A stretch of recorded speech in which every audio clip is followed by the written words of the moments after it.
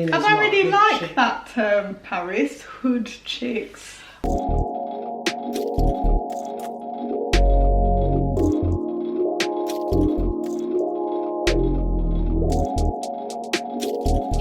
Hello everybody, my name is Paris. I'm Selina. Welcome to our channel. We are Love Uncut. So this week we're going to talk about Meg Thee Stallion. Now, Meg Thee Stallion is not a horse. No, she's not.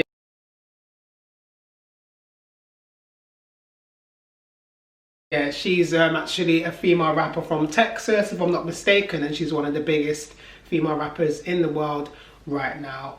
She's kind of next up after, I guess, Nicki Minaj. She's recently done a remix with Beyonce for her breakout single. And essentially what happened was there were reports that she was shot in her foot, or if not both feet. Both her feet, I think. Yeah, gruesome stuff. And basically the rapper and singer Tory Lanez. So I know in the UK we call Tories a political party.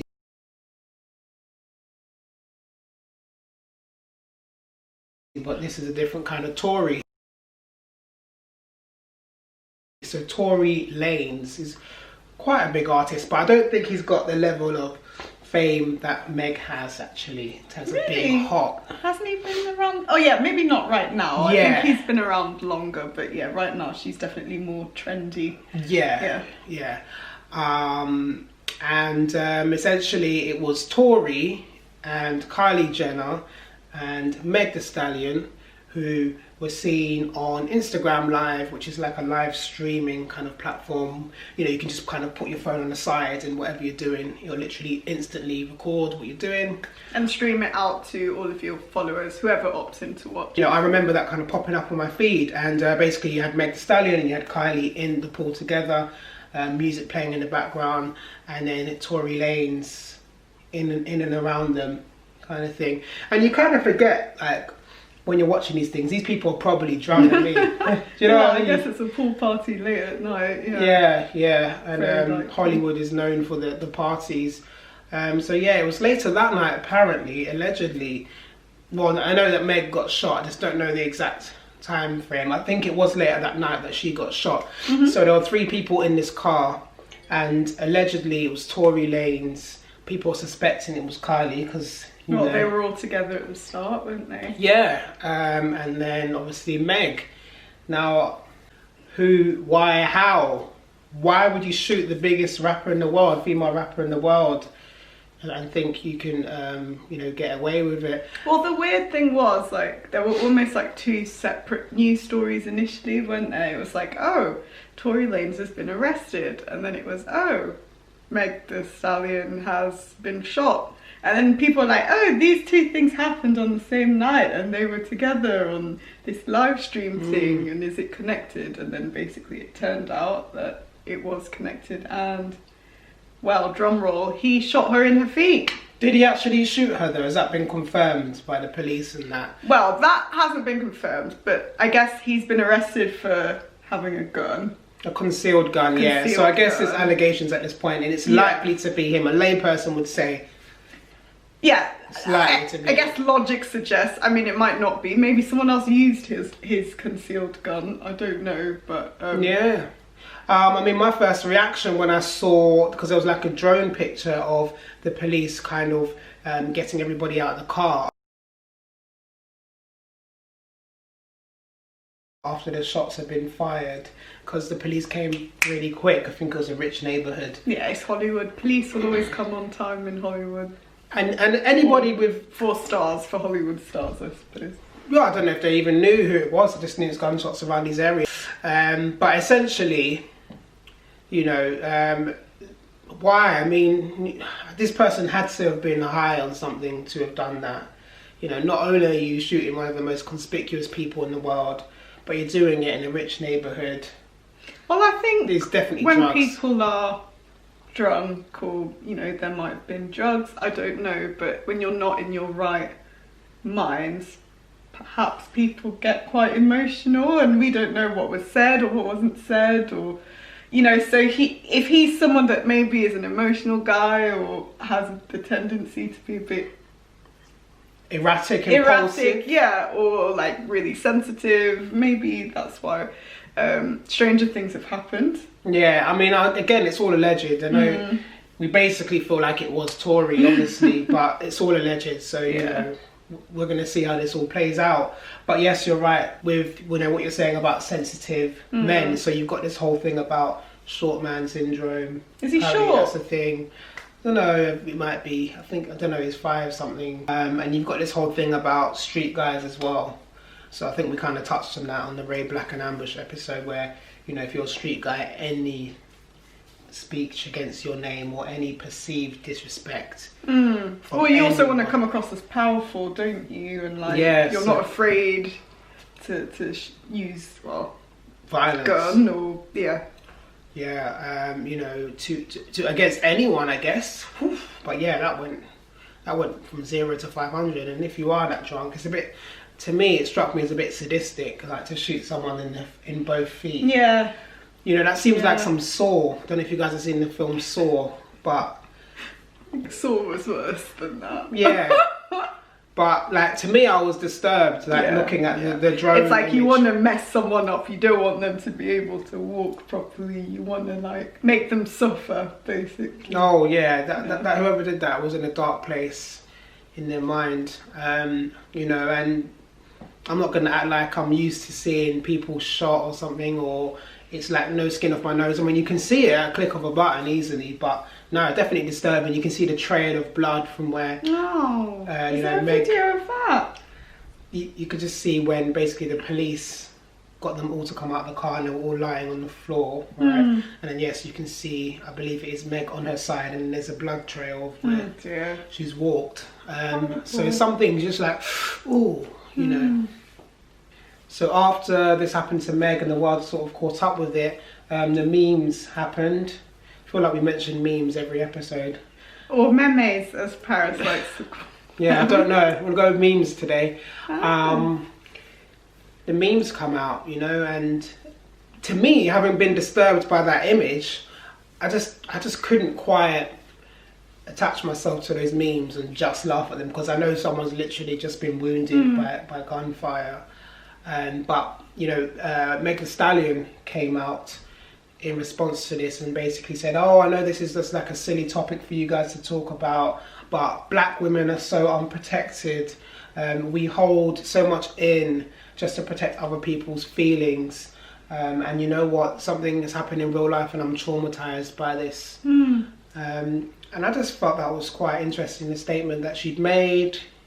You know, what she kind of meant and how to unpick that, and how, I guess, it intersects with being a rapper, you know, and being... A female rapper, right? Yeah, being a female rapper who is hood, for all intents and purposes, who plays on the hood image and hood energy. I mean, even in that remix of Beyonce's talking about she's from that third ward or something. Isn't she quite middle class, how Beyonce grew up? Anyway, the point is she's obviously bringing that out of Beyonce. Beyonce's trying to appeal to Meg's following, you know, hood. So I just wanted to kind of unpick those things. But I guess, so what do you think of Meg's statement in terms of her saying black women are so unprotected and they hold so much in because of other people's feelings? Is that something that you can immediately get where she's coming from, and then you can comment on that, or do you think it needs to be unpicked a bit more? I think from the kind of view of, if she's saying that in response to people creating memes or you know, having jokes on the internet, then I think that if it was anyone, these memes would have been created. I mean, we see memes created off the back of Madeleine McCann having gone missing. We see memes be created off the back of, like, who else? Amber Heard. They're horrible memes about her. So I don't think from a meme or internet perspective the quote is accurate, but I think in a more general sense it is. So I mean, just think of it really black and white. She's a black woman, right? Right. So as a woman, you face sexism. You're kind of having to cope with patriarchal systems every day. right? Whether it's at work, whether it's just how men view you walking on the street, whether it's traditional roles in a relationship, all these things exist, ideals of beauty, etc. So she's dealing with that, and she's a woman in like the international sort of frame, so she's dealing with that on an international level, global level.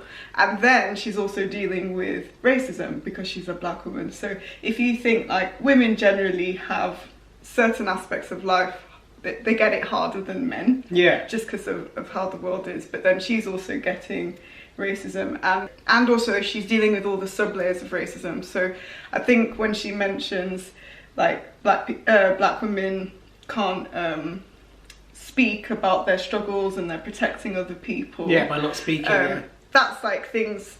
What came to mind to me was, okay, so if you're a black woman going out with a black guy, and let's say it's a bad relationship and the guy is, you know, manipulating you or using you, abusing you mentally, physically. Sorry, the guy's being manipulative, or as you say, all those things, then you might be afraid to report that guy to the police because you know that the police are gonna like whack him because he's a black male, right? Because police are more likely to arrest or to, well, we've seen horribly kill, beat, etc. So the police are more likely to be hard on that person, and we all know that in domestic abuse cases people can still love the person that's hurting them, right? So maybe it's like, as a black woman, you suffer because even though the man you're with is in the wrong, if he's hurting you, you don't want to report him to the police because, you know, I mean, we've been in parties where there have been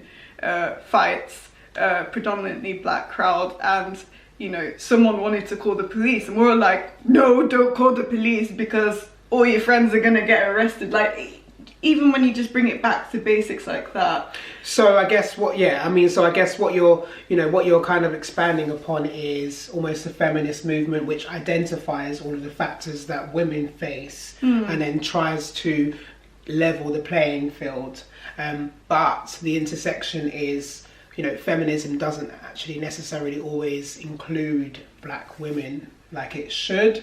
Well, so the specifics of being black, and what you have to consider. Yeah, so that's where I guess police contact comes into the picture, and because especially in America, you know, policemen are often the first responders instead of, say, a mental health counsellor, you know, or someone that's going to de-escalate. Yes, everybody knows that, you know, it might be a death sentence, you know, within the black community. So yes, people are within the black community maybe not very trusting of the police, which in is general. Fair enough when you see what happens, right? I'm not saying it's right, it's definitely not right. You want people to trust the police, but based on a track record, you can't blame people for not. And I guess her links to sort of saying she's traumatized, like she obviously feels everyone is taking the piss, and maybe like on a deeper level it's that whole thing of, as a black woman, you're considered to be a bit stronger, a bit more, you know, aggressive, a bit more, you know, what you said earlier about that whole kind of hood persona. Even if she has that in her music, maybe people are expecting her to be like that in real life. So it's kind of like she's not allowed to be traumatized. You know, if she's so hood, then why, you know, she should expect it, maybe, which is completely ridiculous, but maybe that's how people interpret that. They forget she is a musician and what she's saying in her music is just music. Like, it may not be true. Yeah, there's a real person behind the lyrics, right? Yes, but the way that these images are sold, it's sold in such a way that you have to believe it's true. You know, it's sold on the back of authenticity. I'm not saying that, I'm just saying that if you're a gangster rapper of any kind, you know, you're marketing yourself in a certain way, a certain lifestyle, and being around certain things. I guess people just kind of forget you're a human too. Oh, you must be used to people being shot, or, you know, things like that. Or just because you're famous, people can say whatever they want, and because you're famous, you ask for all this attention, and that's it. Who cares whether you're traumatized, but okay, you might be traumatized, but you're famous, so everyone's going to talk about you.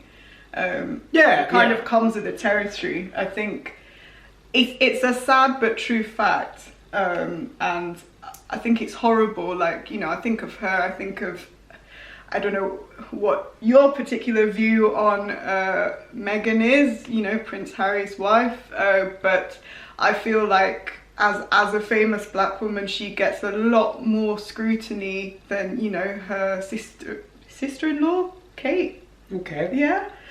But do you see what I mean? Like, there's always this institution which kind of doesn't accept you almost, so maybe you can't go to the police in the way that other people can do. Maybe you don't have the resources to access help, you know, networks in the way that other communities maybe do. Yeah, because there's this perception of you're strong or you're hard or you're from a hood type background. When I'm trying to say institutions, I mean obviously the royal institution has its traditions for centuries, so I'm not surprised that there's scrutiny on someone that looks different, comes from a different background. It's not just race, it's also class as well, you know, which is why she gets scrutiny. So I mean, it is kind of like putting on luminous paint and then expecting, you know, people not to watch you when you enter into the royal institution, let alone when you walk outside every day, which is obviously, we know racism is everywhere. You know, and that's what Meghan speaks to. But I'm not saying Meghan Markle deserves what's happened, but I'm not surprised that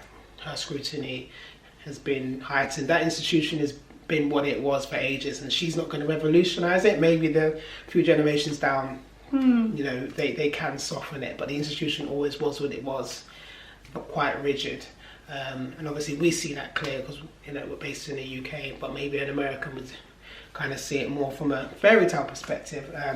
But yes, and then obviously that also transpires into, okay, most people can call the police and their interaction with the police aren't going to be terrible. You know, they might not end in death. They might not be handled roughly or with suspicion when you're reporting a crime. There may not be reprisals in your community for you talking to the police. Good point. Which means, so where do you, so if you don't exist or you can't really find your place or help from the mainstream culture just because of these cultural barriers, where do you go? Well, you know, some would say you should just handle it within the community. So I guess almost like a neighborhood watch type situation. Who's your brother? Who's your cousin? Who's your boyfriend from the street? They need to handle it on the street.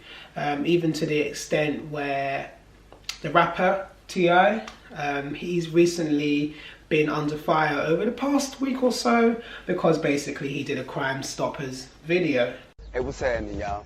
Some people call me Tip, but this is about another kind of tip that can help our mothers, our sisters, our brothers, and our fathers help get the perpetrators who commit crimes against them off the streets. All you got to do is call Crime Stoppers Atlanta. Tips can be anonymous, and there's even a reward. The number to Crime Stoppers Atlanta is 404-577-8477.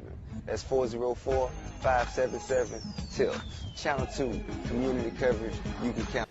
And to a lot of people within the hip-hop community, not just the black community, they're saying to him, you shouldn't be doing a Crime Stoppers video. So a video where he's literally, actually the first thing that comes out of his mouth is just to protect your mother, your sister. He does say your brother or your male family member, but he literally talks about by giving in tips and helping these people get arrested, you're technically protecting your female family members, and he mentions them first. So I guess it does kind of highlight that protecting females in, you know, these domestic situations or situations where they're in trouble, the first thought would be going to the authorities. However, his backlash is that because he's a gangster rapper or because he's rapped about certain things, he's not allowed to engage with the official communities. I mean, apparently he only did that video because he had his pending court charge. But the point is, you're almost shut off, not only from your own experiences, but you're also your community. But I think, like, even, okay, so you've just said he only did it for that reason, but even if he did it for a different reason, which is actually I feel strongly on this topic, or I'm a bit older, I have kids, I see the world a little bit differently, I want to improve trust between my community and the police, I want women to feel like they can rely on their, you know, community to protect them and call the police, all that kind of stuff. Like, even if he had changed his views, to that sort of thinking. Why is that a bad thing? Like, why are people not allowing him to have that growth? I think it comes from, you know, just the generational mistrust of the police, and, you know, it hasn't really, the relations have not improved that much since, say, the Rodney King riots. So, yeah, in many ways, you know, they've got good reason not to, you know, trust the police. Yeah, don't trust the police, but I guess he's trying to, in his own little way, maybe improve things. I don't know, but don't kill the messenger, right? Yeah, and that's it. So it's clearly that there's external barriers and internal barriers, which have been there for generations. Now, this kind of comes onto what Meg's quote was. So she's saying holding things in. So is she hinting to the fact as a black woman she can't express and snitch? You know, or maybe it's even just be vulnerable. Like, as a black woman, you can't come across as she said, being traumatized or being hurt, because you have to put on this sort of rock solid, strong persona, because maybe that's what is expected in your community, or maybe that's what you've seen your mum do, or maybe that's how you've had to be, or how people perceive you to be. But what you're saying is fair as well, because obviously we don't know for sure what happened, and maybe she feels that she can't say it definitely was Tory, because then it looks like she's kind of outing him, you know, and that, as you say, levels back to the whole snitching idea. Tekashi 6ix9ine sort of thing. But maybe there's a difference between, I guess, telling on somebody who you've both done a crime to profit from, and telling on somebody who has victimized you, in my opinion. Allegedly. Yeah, and, you know, so I don't know, that's how I see it, you know, for sure. So, but the hip hop community obviously wouldn't. I mean, T.I. himself wasn't pointing fingers at anybody, but it's still a problem, and he's having to come on Instagram Live and defend himself. All he was saying was, in general, if you've got any tips, and it's even going near it, it's a bit too hot for the sun. Yeah, maybe it's because of the current climate, though. Do you know what I mean? Like, it's very prevalent right now in the news, and particularly in the States, all the kind of, you know, fighting for equality, what the police have done recently in terms of, unfortunately, killing a lot of black men and black women, sadly, for no reason. So maybe it's because of that. People are still rightly really, really passionate and really, really, well, infuriated by it. So maybe him doing that is like a, how dare you? I think it would have been how dare you at any point though, man. But yes, I think, no, you're right. It did add the extra spice on there. Yeah, the extra salt bay onto the steak, you know, of controversy. Nice. Well, I do wonder if she's going to cooperate with the authorities, because it's a kind of that difficult conundrum. If you've been victimised by somebody and you don't say what this person's done, then you're just giving them a mandate in some ways to do it again. And it's the same thing with the police. If they don't investigate properly and you know, solve this, then you're just giving the person a mandate. It does embolden you if you get away with it. Oh, 100%. But I think a lot of celebrities feel like they can get away with stuff. Assuming it was a celebrity. I mean, we basically... Yeah, go on. Oh, well, yeah, it might not have been him. But whoever it was, there's obviously some links somewhere to some celebrity friend, right? And also, where's Kylie in all of this? No one is asking her what happened. Her mum is like just excellent PR. Oh, fantastic. She just knows how to, oh yeah, the police, everything.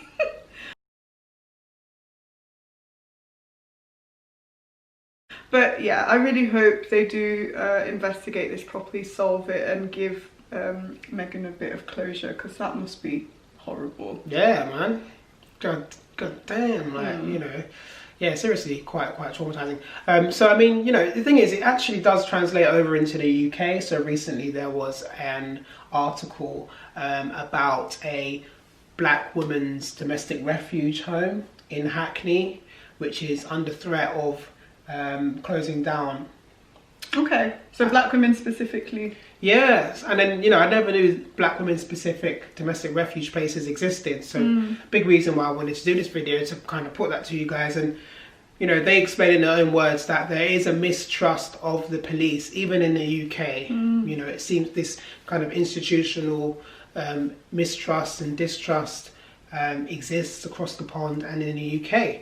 Now, the thing is, the domestic black women's home, they act as an intermediary between the police and the authorities and the black women themselves. They help them kind of get their point across in a way that maybe the police, like, they know the language to use with the police. Yeah, to make right? sure they're treated fairly and they get a fair result, because people's lives are at stake at the end of the day when you're going to a domestic refuge. So, you know, it's very, very important that this gets sorted out. 100%. And you know, I think there should be more than one, because that's only the one that I've heard of. There needs to be more than one, because there are specific cultural boundaries. Just like if somebody only speaks Hindi, for example, you know, you go and get a Hindi counsellor. I think that just given the historical context, we do need more of these black women only, you know, domestic refuge places, because it's very complicated. Yeah, all the different cultures, all the different backgrounds. So I think also, just to kind of expand on what you're saying and extrapolate on Megan's quote further, like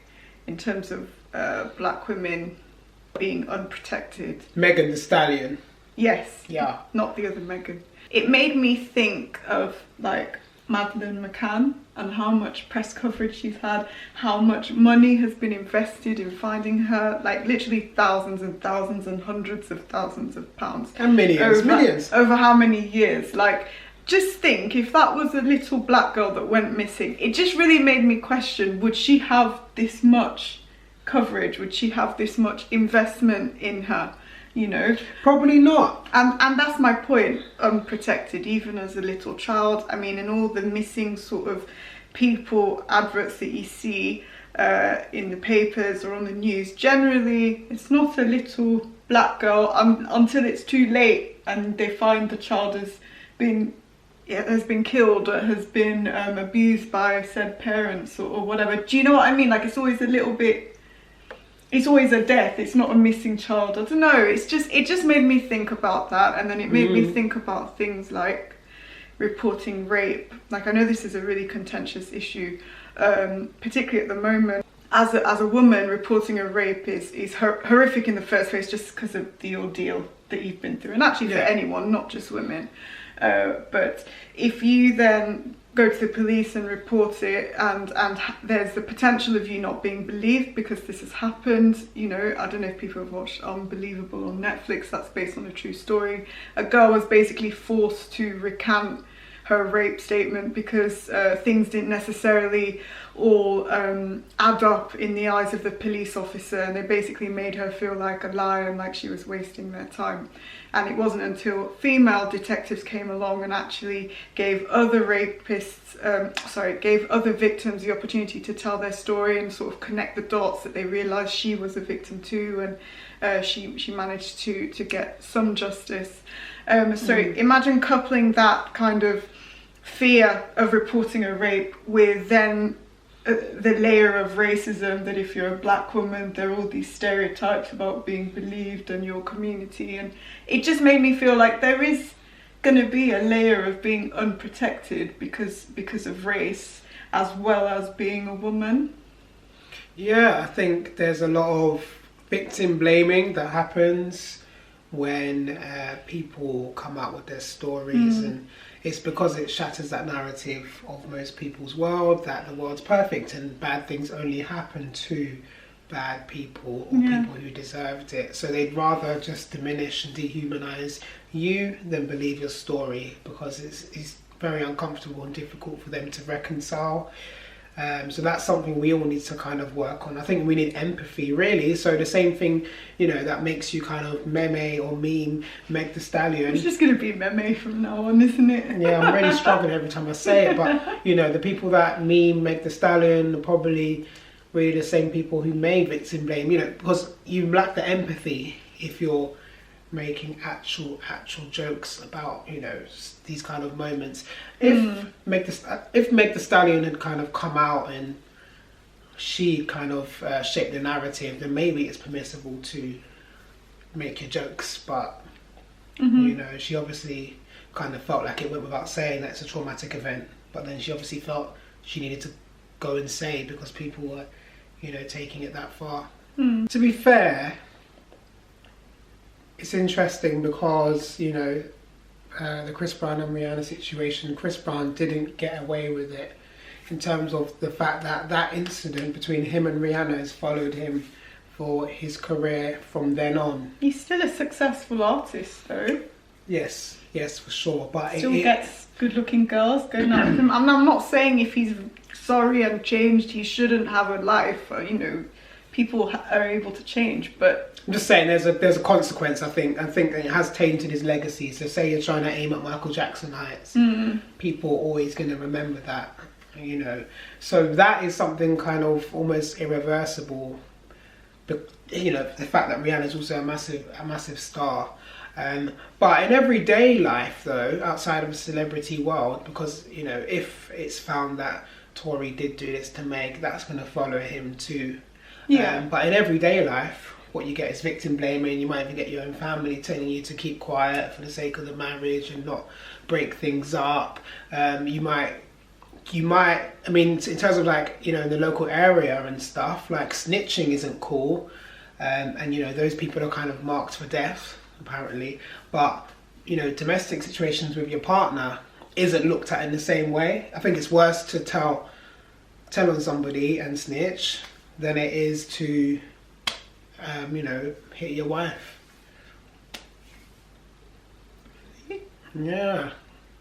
Yeah, so what, you know, because a woman being hit or oppressed is fine?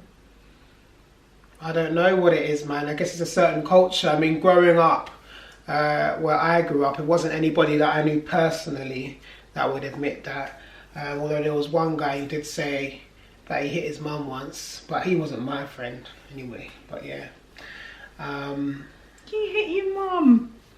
Yeah, so nobody would openly say it, but I'd hear all the people, and the point is, it just didn't hold any weight. It's behind closed doors, isn't it? But yes, but then so is, I don't know, going to a police station and, you know, suddenly that, you know, that has its own kind of category. Snitch are the worst of the worst, you know what I mean? Whereas hitting a woman doesn't seem to affect your street credibility, basically.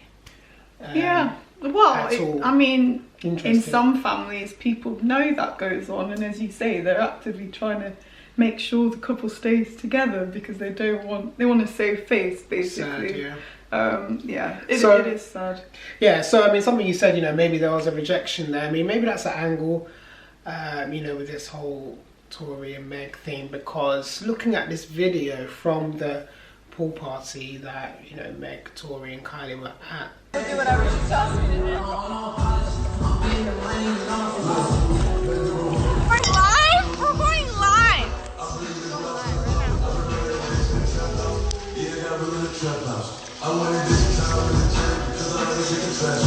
We had to come kill the streets for 5 minutes.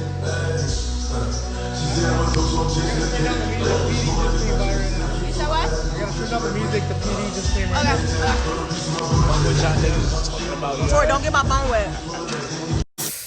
Ooh, so was Meg Thee Stallion's tone of annoyance because Tory is that drunk, annoying friend that we all have that's a little bit sloppy? Or is it because they had something more between them and she's just not feeling his vibe? But anyway, if someone was your boyfriend, would you call them by their artist name, not their real name? Yeah, she seemed irritated. She just wanted him to go away. And even if it's someone you don't know that well, I don't know if you would have such a loaded tone to say, you're annoying me. Like, do you know what I mean? You know, when I mean, every guy has probably been spoken to like that in the past, where it's kind of like a girl's kind of saying it to you, like, you like me, but I don't like you, and I'm gonna give you this tone. Do you know what I mean? It kind of had that tone to it. Well, then he should just leave her alone. Do you think there's anything else about her quote that is like relevant on a broader scale? Ultimately, if we're going to summarise it, it's black women, because of the history of the black culture, can't necessarily engage with the mainstream help that everyone else may access more freely. partly because they don't trust them, or partly because when they do engage, they're not believed or they're dismissed. Hence those intermediaries like that domestic women's shelter, specifically for black women in Hackney, are essential. Yet there's not that many of them, and even that's under threat. So they can't really go mainstream. And then when it comes to, say, relying on the neighbourhood, your neighbourhood, I don't know, enforcer or whoever, I mean, most of the time they're not really going to do anything for you. Like the same people that are saying, oh, you should have done this, you should have done that, why didn't you get somebody? They're not the same people that are going to come and look after your mum when you're away, or your son, or, you know, when you're in jail at the end of the day. So it's, black women are in a difficult position. You can't really rely on the neighbourhood to have your back like that. And but you can rely on them to have the critique. Oh, for sure, that's what I'm saying. All the people talking. Yeah. You know, so where are you going to go with this? So yeah, I can see basically that's, you know, the position they're kind of stuck between. But as I say, I think the solution is those kind of intermediaries to make sure that the police contact has a filter. That's basically what's needed. Yeah, and just, I guess, police-wise too, like, just giving people the benefit of the doubt. Like, obviously there are people who waste police time and there are people who lie, you know, but I just think, like, it would do the world of good if that trust could be worked on, if maybe there was more representation within the police force. I mean, and they sort out the stuff in the institution. Yeah. The Macpherson report was a report made in, I think, 1999 after the Stephen Lawrence murder, and, you know, basically it had all these recommendations of how to improve the police force in the UK. Yeah, nothing's really moved forward, so we've definitely got a long way to go. The most dangerous place for any woman is the home. So most of the harm that comes to women is, you know, from their partner. This is worldwide. And then you add in the extra cultural challenges that only black people seem to care about, and therefore, because it's only black people caring about it, not everybody, doesn't get the light that it should, which means obviously who's going to suffer? You know, the women themselves. Yeah, I think that's a good summary. I think it's just important to be aware of the layers of discrimination someone receives as a woman, but also, you know, in terms of your race as well, and just everyone thinking a bit more empathetically, towards that. I was like, is that a word? Yes, it's a word. Yeah, I think it was Malcolm X that said, you know,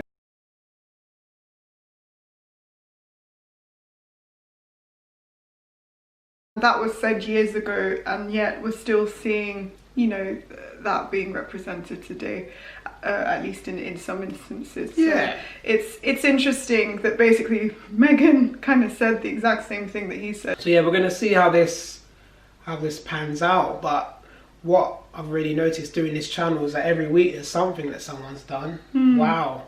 Life is crazy, isn't it? Yeah, can you imagine one week you're just chilling and the next week someone shot your feet? Yeah. And I think, well, she's recovering now anyway, but obviously mentally and stuff, it's going to be a long road back. Yeah. You know, and there was a driver there, and there was the best friend, who we believe is Kylie. What? I mean, are they best friends? Kylie seems to have a new best friend every week, huh? Yeah, true. That's Hollywood for you. It's Hollywood for you. But you know, Kylie didn't post any get well soon or anything though. Well, she might have done that behind the scenes. Nice. Everyone thinks just because it hasn't happened on social media, it hasn't happened. No, you got me there. Yeah, you got me there. Yeah. You got me there. So yeah, that's a summary. But yes, we best wishes to her, and we hope she recovers soon, and, you know, back to doing what she does best, and stays away from Tory. I wanted to touch on something else though, in terms of, like, I guess the hood chick narrative. I mean, I'm not hood, but I know of hood chicks. Selina's and I really like chick. that term, Paris, hood chicks. I guess what I'm trying to say is some girls have a thing for bad boys. So do you think that some women naively think that what a man perpetuates outside of the house, violence, bravado, won't come into the house, and that's a fatal mistake? Do women think they can contain and tame the beast of the bad boy when they're attracted to bad boys? Well, I think it's linked to something you mentioned in previous episodes where you said women like to feel they can fix and heal people. So maybe they think that, oh, he's putting this on outside, but he's not like that with me, or I can access a more vulnerable aspect of him through love and all that kind of stuff. I don't know. I think everyone's different. I think there are some people who do put on an act outside of the home, and in the home they're able to be themselves. I think there are some people that bring the street home with them. I can't generalize. Okay. But I just hope that, I guess, whoever is in that situation, they grow a Survive. little bit. Survive. Not Yes, just survive. grow. Yeah, survive. But I do think grow, because I think sometimes it's like you get into it as a kid, not really understanding the repercussions, and then you grow up and you're like, how did I get here, and can I get out? Because sometimes it's really hard, isn't it? Yeah, you might have kids, 3 kids. Yeah, I just for example. Yeah, it's a difficult one, I guess. I think it is something that gets overlooked in someone's character. You know, when you're getting to know them, you kind of skip over a lot of things, and then you only see the good in them at first, not the challenges and the trauma that they're dealing with, and the way it may manifest itself on you. But shouldn't you always see the good in someone you just meet or getting to know? Yes, or maybe of course, you grew up with that person and you're nostalgic about how they were as a kid versus... Yeah, for sure. I mean, no, I agree. You should see the good in them, but, you know, there's a little bit of reality, especially if you're in the long term and long run. You know, you've got to... Sorry to cut you off, go on. You've got to expect them to grow, and you've got to expect the kind of fairy lights to wear off at some point. That's what I'm trying to say. No, the lights stay on forever.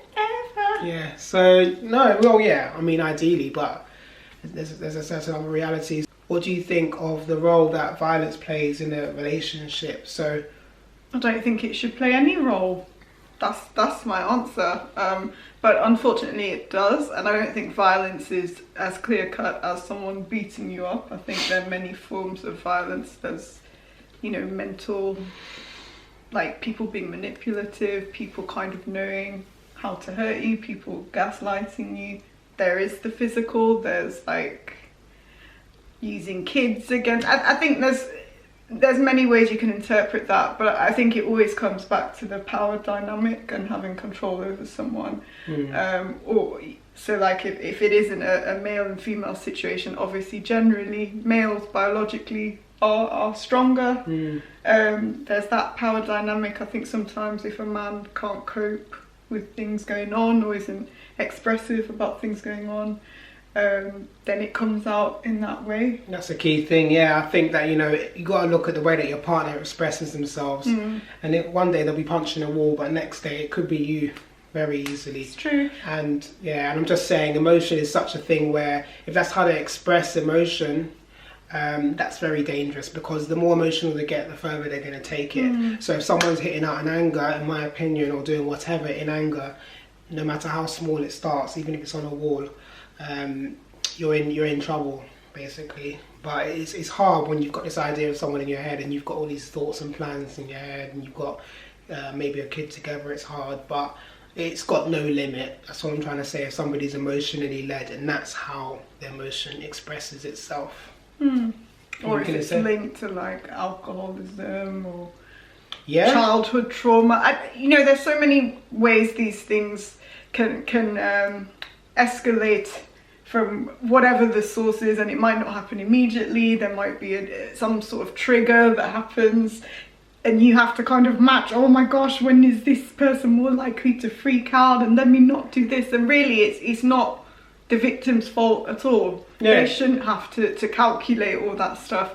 And I guess I just wanted to add, obviously, I know I gave the example of male, females can abuse as well, but just as we're talking about women in this episode.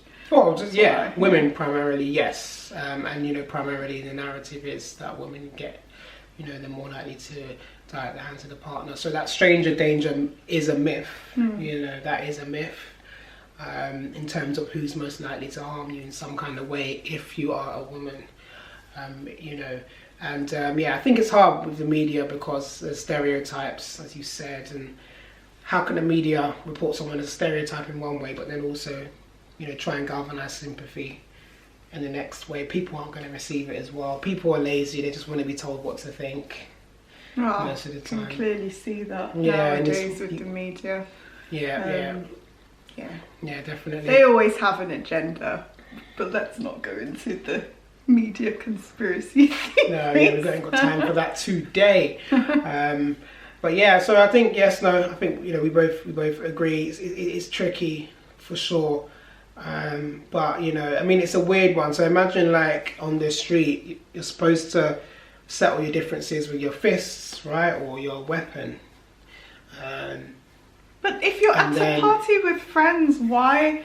I mean, I'm just talking in this particular situation of Tory, and he's got girls there, and they're all meant to be friends, or at least frenemies, or whatever it appeared like in that video. Why do you even have a gun on you in the first place? Like, do you know what I mean? You're going somewhere to chill and swim and have a good time and drink. Why? Yeah. Why are you inviting that potential outcome? Yeah. But then we're seeing people getting killed in Hollywood, to be fair, celebrities. We just saw Pop Smoke, so I get that. But I think if you're rich and famous, then, you know, you shouldn't have to carry the gun. It should be your security, basically. Or if you have to carry a gun anywhere you're going, then why are you going there? Yeah. You've got to stay in your house.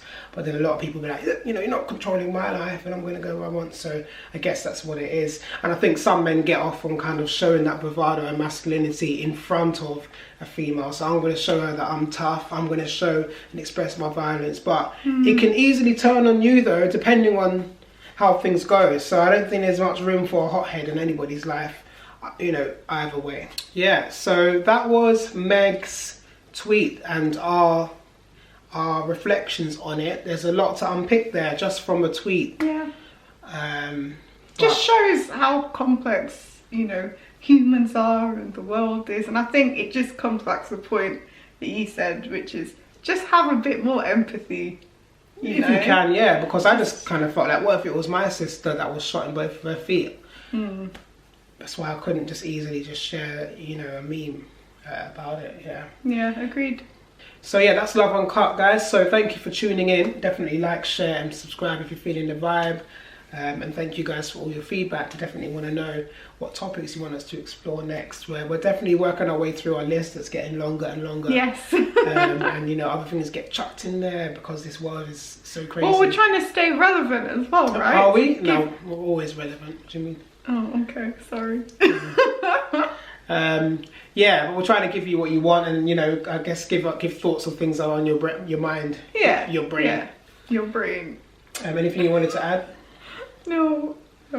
Alright, so yeah, we'll be back next Sunday at 6 o'clock Greenwich Mean Time. You know. Okay. So yeah, thank you. Peace, love. Bye. Have See a you good later. day, guys.